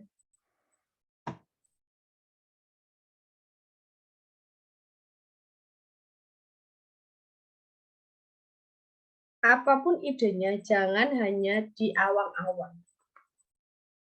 Seorang penulis, entah itu fiksi ataupun non-fiksi, mereka yang pertama itu berani dulu. Tulis dulu apa yang ada di kepala. Entah itu mau benar atau salah, enggak apa-apa. Kalau enggak segera kamu tulis, kamu akan lupa. Pernah ya seorang sastrawan itu bercerita. Ditanya oleh penanya, kenapa bisa membuat puisi sebagus itu? Cara menulisnya gimana? Jadi seorang sastrawan itu ya, dia punya buku catatan kecil atau HP sajalah. Ide itu akan muncul kapanpun. Tangi turu Mbak misalnya Mas. Ide langsung, ada ide bagus ya ini. Atau lagi jalan, duduk, makan, habis berdoa, tiba-tiba muncul ide. Apa yang harus kita lakukan? Tulis, tulis, tulis. Karena kalau sudah ganti waktu, ganti hari itu lupa, Mbak. Tulis dulu di HP, tulis dulu di kertas. Kalau sudah sampai rumah, salin laptop. Disalin di laptop. Ketika sudah kamu tuangkan, idem itu jangan hanya kau pendam sendiri seperti perasaanmu ya. Kamu pendam sendiri perasaanmu itu ya. Kalau kamu nggak mengatakan pada si dia, ya dia nggak akan ngerti apa yang kamu rasakan. Sama dengan ide, kalau kamu hanya diamkan di laptop, kamu tidak sharing atau berbagi kepada temanmu, ide ini tidak akan menjadi ide yang bagus. Tulis, kemudian kasih ke teman kelompoknya misalnya. Aku punya ide ini, diskusikan. Bagus nggak kira-kira? Kurangnya di mana? Gitu caranya, Mbak. Kemudian, seberapa banyak yang kamu baca, semakin banyak kamu membaca buku, ide yang akan kamu tuangkan dalam karya tulis ilmiah itu semakin banyak. Percaya, kamu sudah membaca misalnya tentang sampah, baca dulu dong buku-buku tentang sampah, cara membuat sendok dan lain sebagainya. Kamu membaca, maka otomatis ide yang kamu tuangkan itu semakin banyak. Iqra, kamu tahu nggak ya? Iqra, bacalah. Bacalah, itu penting. Begitu dari saya, Mbak. Tulis dulu lah. Perkara benar salah nanti kita diskusikan dengan teman yang lain, tambah dengan membaca buku, tambah dengan diskusi dengan kelompoknya. Nanti akan menjadi lama-lama menjadi tulisan yang bagus. Begitu dari Bu Risma, Mbak.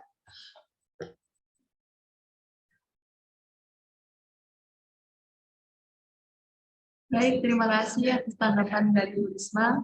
Tadi sepertinya ada yang raise hand kepada Saudari Christian, Yuris Meilita, silahkan. Oh iya, maaf.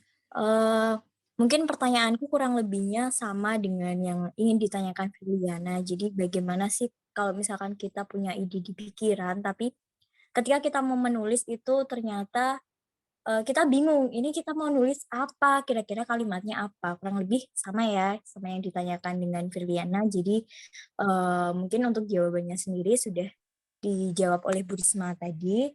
Mungkin dari aku cukup. Terima kasih. Aku kembalikan ke moderator. Ya, tambahan Mbak. Jadi ketika menulis itu boleh dikonsepkan. Oh, yang pertama latar belakang itu berarti ya tulisan cilik-cilik aja lah. Oh, judulku ini berarti nanti latar belakang tuh saya harus ke fenomena atau fakta. Setelah itu saya mau menulis ini. Setelah itu, setelah latar belakang saya menulis teori. Teorinya kayaknya ide yang tepat ya. Tulis dulu aja. Dikonsepkan dulu aja di dalam tulisan. Jangan hanya konsepkan pada kepalamu ya. Lali besok Mbak. Sekarang ganti jam aja nanti wis lali. Temukan ide dan mengajari dulu ya. Mengajari kelas itu beri saya. Baru aja dijelaskan. 10 menit baru diam. Baru diam Prisma. Ditanya lu lali. Caranya gimana biar nggak lali ya ditulis. Buka lagi. Nah, kalau kamu ketika punya ide langsung kamu tulis, besoknya kamu buka lagi ada catatannya. Nah, kalau kamu di awang-awang, kemungkinan besar LALI, lali. Repot kalau udah orang ditanya gimana lali, yes. Solusinya gimana ya? Begitu ya Mbak ya? Baik, terima kasih Bu Risma. Sama-sama.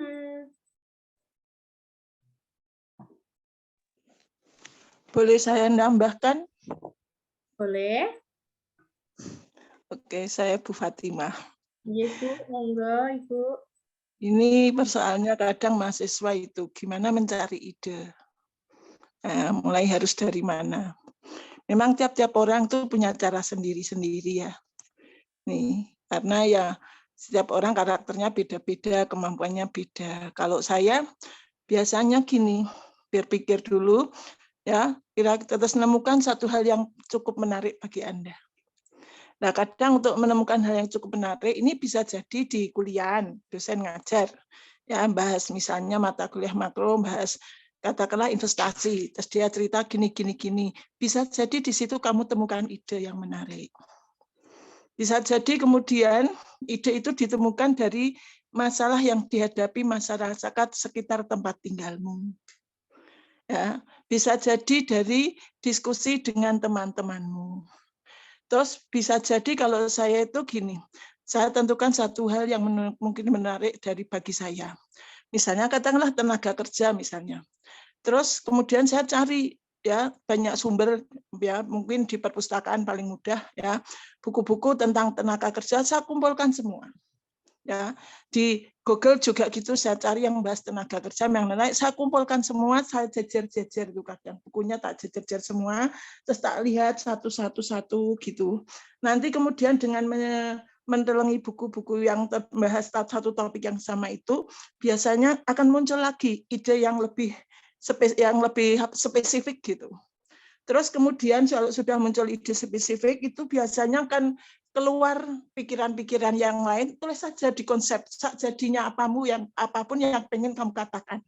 Tulis di satu kertas, ya setelah kemudian ide yang ada saat itu buat tulis semua, selesai, terus dilihat lagi di depan dari atas, tadi saya buat tulis apa, dan nanti biasanya kemudian akan muncul lagi ide yang lain, yang kemudian itu bisa dipakai untuk memperbaiki yang sebelumnya ditulis.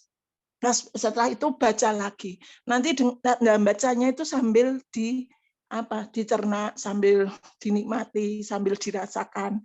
Nanti dari situ akan dengan membaca yang seperti itu akan kemudian Anda temukan apa yang harus diedit, apa yang harus direvisi. Ya, nggak apa-apa itu dibaca berkali-kali, nanti akan ketemu lagi satu ide itu tambahkan sampai akhirnya dirasa bagus.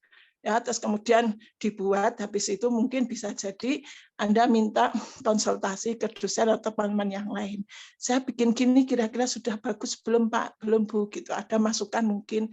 Nah, itu cara-cara untuk ya kemudian menemukan ide, mengungkapkan sampai merevisi sehingga menjadi satu tulisan yang bagus, misalnya yang layak misalnya untuk dijadikan proposal PKM. Itu dari saya, kurang lebihnya mohon maaf. Terima kasih. Assalamualaikum warahmatullahi wabarakatuh. Waalaikumsalam warahmatullahi wabarakatuh. Tambahan dari Bu Fatimah luar biasa. Teman-teman bisa ada tambahan ilmu lagi ya. Selain tulis-tulis dulu, konsultasikan dengan Bapak Ibu dosen. Tadi masukan dari Bu Fatimah bisa dicatat agar teman-teman, caranya begitu ya. Yang terpenting ya memang ditulis dulu. Jangan kok di awal-awal. Begitu Mbak Moderator.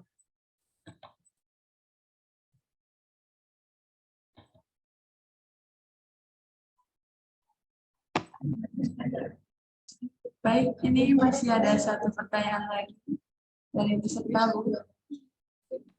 Dari Nana Widiana. Saya izin bertanya bagaimana cara membuat pendanaan yang ada di PKM Bu, terutama riset humaniora. Soalnya kan terkadang kita butuh literasi dan jurnal-jurnal lain Bu. Bagaimana ya Bu? Oke, baik. Terkait dengan PKM Riset Sosial Humaniora, ini Bu Risma sebetulnya sudah ada contoh ya. Ini mau ditampilkan tapi sebentar. Mbak Yuliana ada? Iya, Bu. Ya, saya kirim ininya ya Mbak. Saya kirim yang mau saya tampilkan, nanti tolong ditampilkan di layar. Bisa?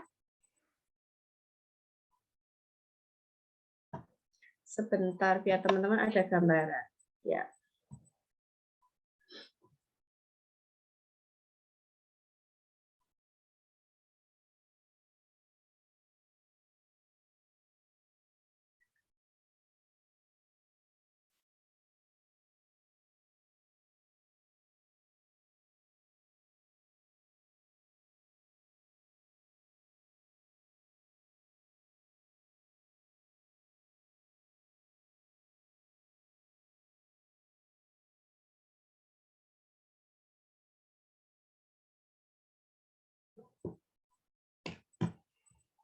Sudah saya kirim sayang, dari judulnya dan juga pendanaannya. Biar teman-teman tahu, oh ternyata PKM riset. Namanya riset, entah itu riset eksakta atau riset sosial humaniora. Kalau teman-teman seperti yang Bu Risma sampaikan tadi, masuknya ke sosial humaniora. Berhubungan dengan manusia, persoalan sosial, persoalan politik, persoalan ekonomi. Teman-teman masuk di situ. Kemudian bagaimana cara membuat pendanaan yang ada di PKM, terutama riset sosial humaniora, karena terkadang kita butuh literasi dan jurnal dan lain sebagainya. Begitu pertanyaan. Apakah sudah bisa ditampilkan, Mbak? Ada kendala. Ya, baik.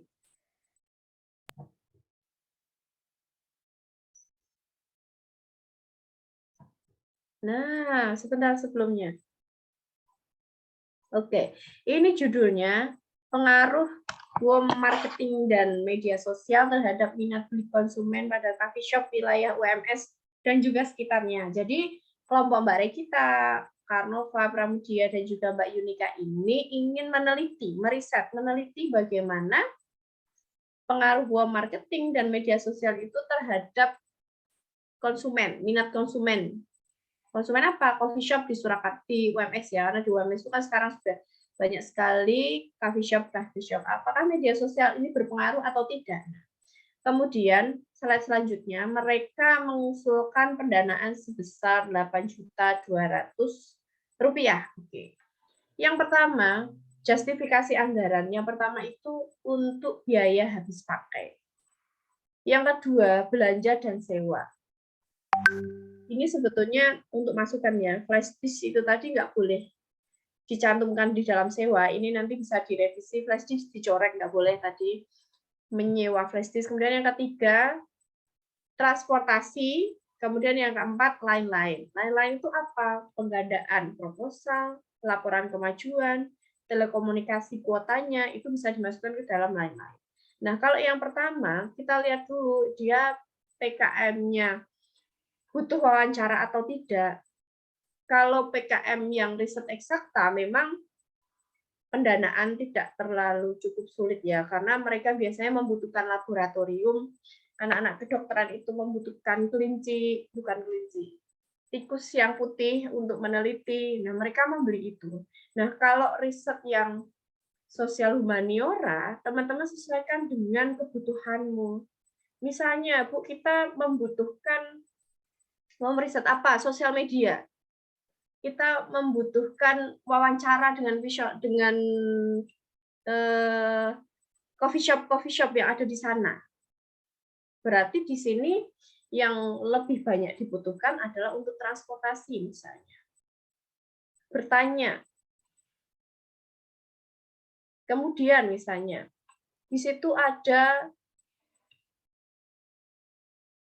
pembelanjaan bahan apa ini ya? Oh, tinta print. Oh, ini harusnya juga nggak boleh ya. Tinta printer. Ini kan tadi laptop, sewa laptop, dan lain sebagainya itu tidak boleh masuk ke dalam anggaran, termasuk flash disk. Kalau teman-teman memang lebih banyak dananya untuk transportasi, ya sudah, silahkan. Untuk sewa misalnya, ya silahkan dicantumkan sesuai dengan kebutuhan, karena memang untuk riset sosial humaniora misalnya yang meneliti kemarin itu mau meneliti tentang mergernya Bank Syariah Indonesia di wilayah Aceh misalnya. Lebih banyak telekomunikasi dengan narasumber di Aceh menggunakan Zoom, menggunakan kuota, ya sudah dicantumkan sesuai dengan kebutuhan.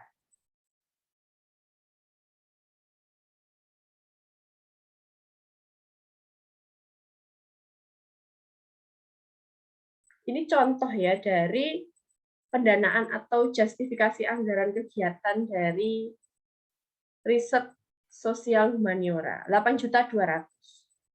Kalau teman-teman membuat PKM, usahakan minimal dana 5 juta dan juga maksimal sesuai dengan ketentuan Dikti yang sekarang 10 juta rupiah.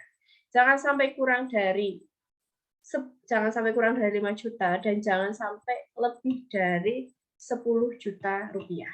Ini contoh, bisa digunakan sebagai gambaran, tapi ada ya tadi yang saya revisi itu ya, flash disk itu nggak boleh dicantumkan.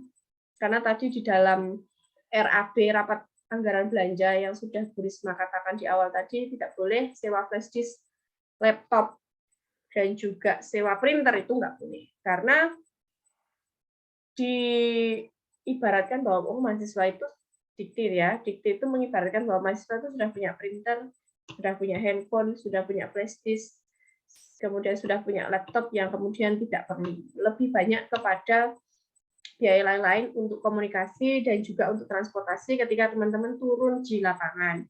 Seperti hanya misalnya kemarin mau meneliti tentang penggunaan kris di Pasar Gede Surakarta. Berarti kan lebih banyak ke sana, lebih banyak bertanya kepada narasumber. Berarti dana yang diperlukan lebih banyak ke dana transportasi misalnya. Begitu, Mbak. Nanti kalau ada contoh yang lebih bagus lagi akan saya berikan kepada panitia.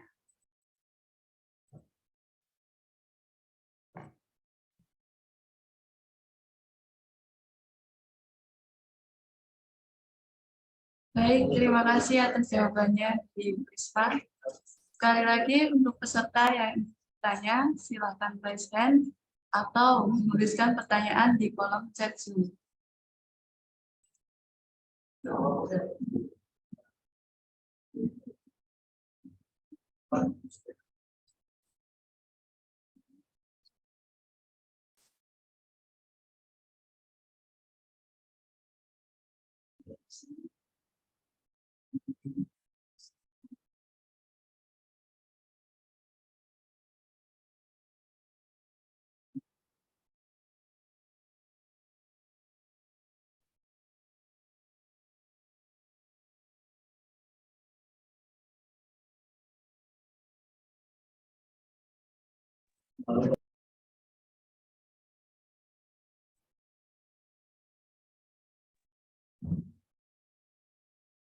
Baik, karena sudah tidak ada yang bertanya lagi, sesi tanya jawab saya tutup. Selanjutnya, saya mengucapkan terima kasih kepada para peserta yang telah antusias untuk bertanya. Dan selanjutnya saya akan membacakan kesimpulan acara sosialisasi PKM pada pagi hari ini. Pada acara kali ini dapat kita tarik kesimpulan yaitu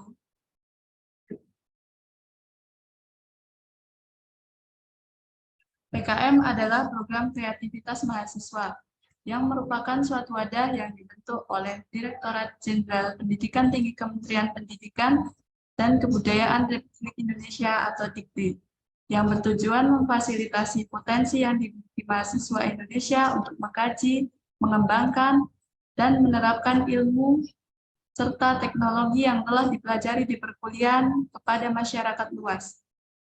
PKM mempunyai beberapa jenis. Yang pertama, PKM Riset Sosial Humaniora, PKM Riset Eksakta, PKM Pengabdian Masyarakat, PKM Kewirausahaan, PKM Karya Inovatif, PKM Penerapan Iptek, PKM Video Gagasan Futuristik, PKM Karya Cipta, dan ada bidang tambahan, yaitu PKM Artikel Ilmiah dan PKM Gagasan Futuristik Tertulis. Kemudian tips agar PKM lolos yang pertama adalah judul harus menarik. Yang kedua, sesuai dengan format dari Ristek Dikti. Yang ketiga, menggunakan gambar atau visualisasi menarik. Yang keempat, pendanaan harus jelas. Yang kelima, menggunakan bahasa yang sesuai kaidah EBI atau PU-EBI, serta presentasi harus menarik. Masya Allah, tak terasa seluruh materi, pertanyaan, dan feedback sudah kita lalui. Terima kasih kepada Ibu Risma Nur Rahmawati, SSMA, selaku dosen Universitas Muhammadiyah Surakarta, yang telah menyampaikan materinya dengan sangat baik. Dan saya mengucapkan terima kasih kepada teman-teman yang sudah berpartisipasi dan aktif bertanya, serta memberikan feedback. Semoga sosialisasi PKM kali ini dapat menambah wawasan kita dan dapat bermanfaat untuk kita semua.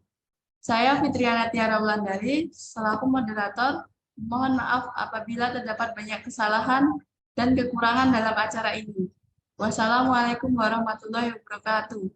Untuk selanjutnya, saya kembalikan lagi kepada MC. Baik, terima kasih atas waktunya. Terima kasih kepada moderator, Saudari Fitriana Tiara Wulandari, dan pemateri, Ibu Risma Rahmawati, SSMA, yang telah menyampaikan materinya dengan sangat baik, dan juga terima kasih telah meluangkan waktunya untuk acara sosialisasi PKM pada pagi hari ini. Semoga teman-teman semua dapat memahami materi yang telah disampaikan. Acara selanjutnya yaitu penyerahan kenang-kenangan dan sesi foto bersama. Bagi teman-teman yang belum on kamera, dipersilakan untuk on kamera terlebih dahulu.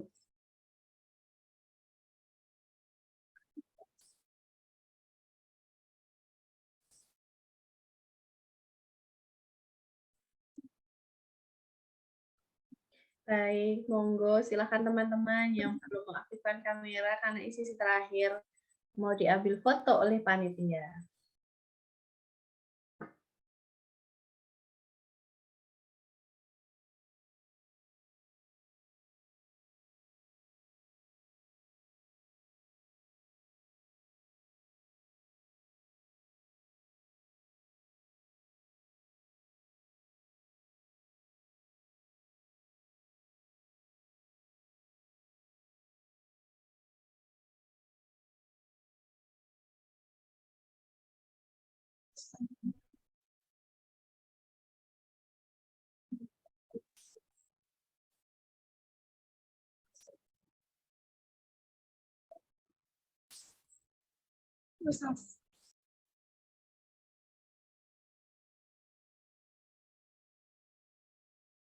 Baik, saya akan memandu untuk sesi foto bersama ini. Untuk slide yang pertama,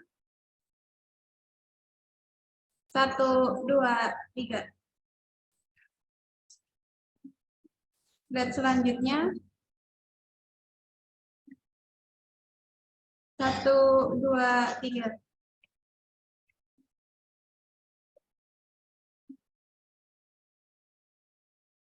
Slide berikutnya, 1, 2, 3.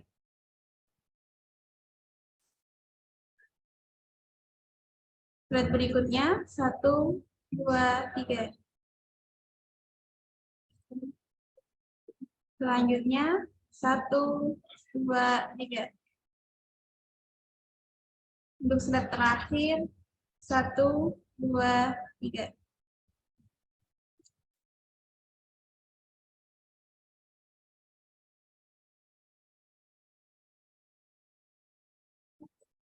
Baik, terima kasih. Tak terasa kita telah sampai di penghujung acara, yaitu acara penutup. Saya mewakili teman-teman panitia dan juga pelaksana yang bertugas mengucapkan terima kasih kepada pemateri yang sudah menerima kami dengan ramah dan sangat baik. Dan saya mengucapkan terima kasih kepada seluruh peserta sosialisasi PKM pada pagi hari ini dan panitia yang telah bertugas, yang telah mengikuti dan berpartisipasi pada acara sosialisasi PKM ini. Karena tiada kalian, acara sosialisasi PKM ini tidak dapat berjalan dengan lancar. Saya Sukma Ayu Silawati, selaku Master of Ceremony, memohon maaf apabila terdapat banyak kesalahan dan kekurangan dalam acara ini. Marilah kita akhiri acara pada hari ini dengan bacaan hamdalah bersama-sama. Alhamdulillahirabbil alamin. Akhirul kalam, wassalamualaikum warahmatullahi wabarakatuh. Waalaikumsalam warahmatullahi wabarakatuh. Salam.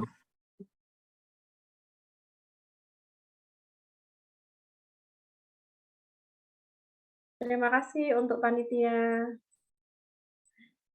Bu Risma mohon pamit ya. Ya, karena mau merayat terlebih dahulu. Monggo semuanya.